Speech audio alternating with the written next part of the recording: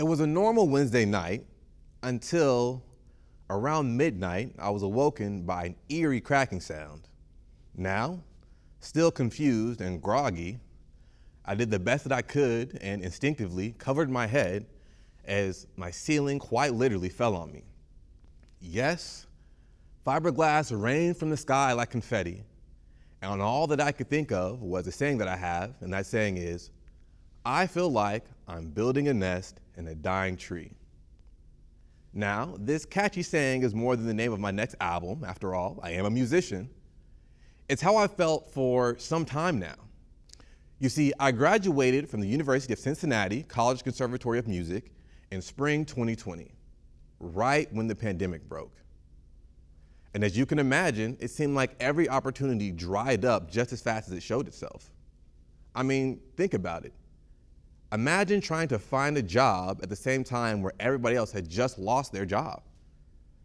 Seemed like every plan that I came up with was either fragile or temporary. And once again, I found myself feeling like I was building a nest in a dying tree. Or take, for example, the experience of being an independent musician. Yes, with platforms like Spotify, it's easier than ever for musicians like me to get my music out there, but the economics are brutal. I mean, roughly 10,000 streams on Spotify equates to $40. That's not enough to sustain a career. So once again, felt myself feeling like I was building a nest in a dying tree. Now, I know the saying might seem discouraging at first, but I promise it has a very hopeful perspective. You see, in nature, birds typically don't just build one nest a year or season. And even then, on top of that, majority of new seasons, birds build new nests. They go on to make their new homes and new environments and adapt to the world around them. To be honest with you, the bird probably doesn't really even care that the tree is dying because it's just a part of its journey. It might not even realize it because the dying tree does not affect the bird's end goal. And I truly believe that's a perspective that all of us could take with us in our day-to-day as workers, as creators, and as dreamers. You see, I believe that when you create without worrying about the end goal, that something magic happens. When you're able to build without worrying about how long the process will last, you're really able to enjoy the experience and the value of just doing it. In other words, sometimes the what really is more important than the why.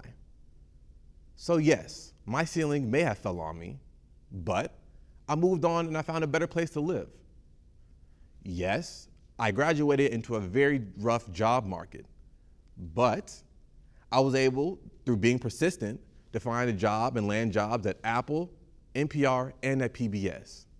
And while Spotify might pay peanuts, that has not stopped me from selling enough CDs in the past month to equate to well over the value of 50,000 streams on Spotify.